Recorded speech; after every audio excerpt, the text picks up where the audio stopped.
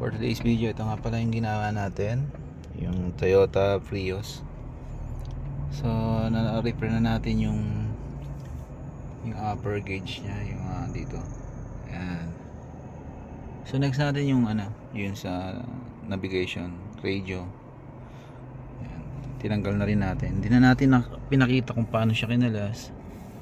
So basic lang na pagkalas, yung dito sa side, meron diyang cover, tapos inangat lang natin tong dito nya, itong panel na to. Then may apat siyang 10mm bolt. Tapos dito naman sa upper gauge, so may apat siyang ganito screw. Yan, dito,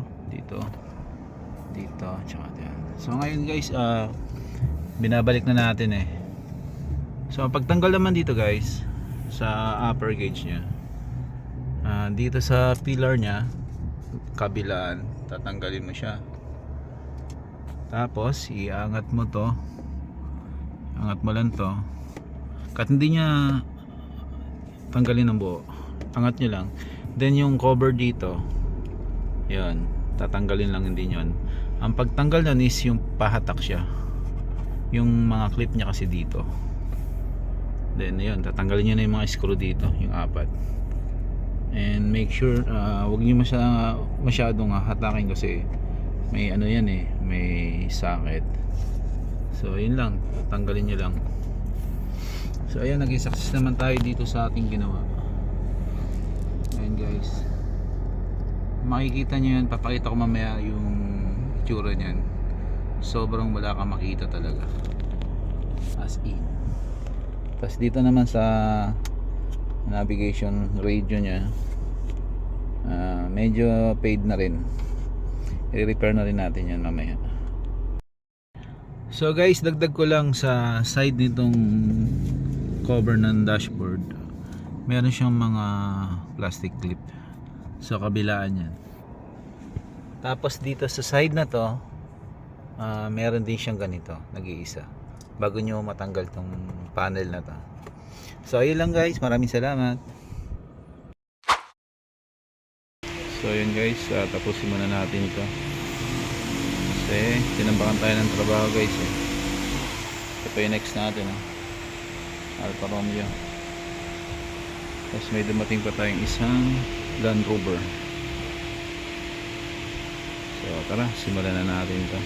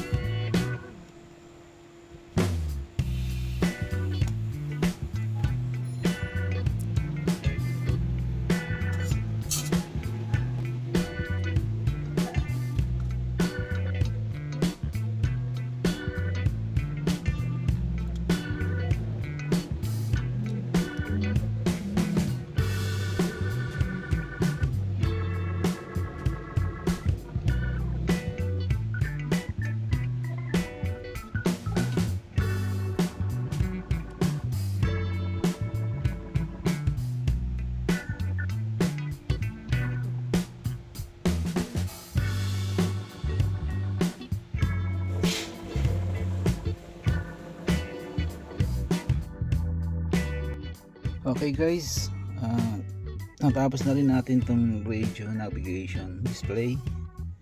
So testing muna natin bago natin ikabit lahat to. Ito yung inuna natin kanina eh. So ito yung pangalawa.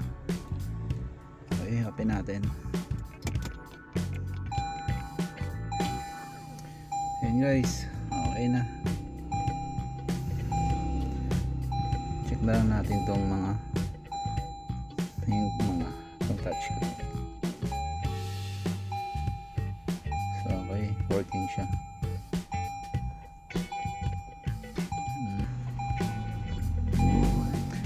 Okay, assemble na natin to para matapos na.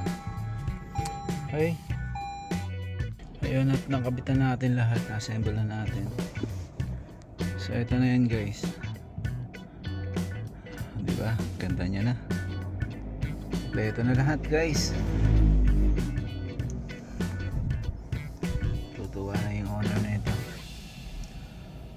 So yun guys, maraming salamat sa panonood, hanggang dito na lang.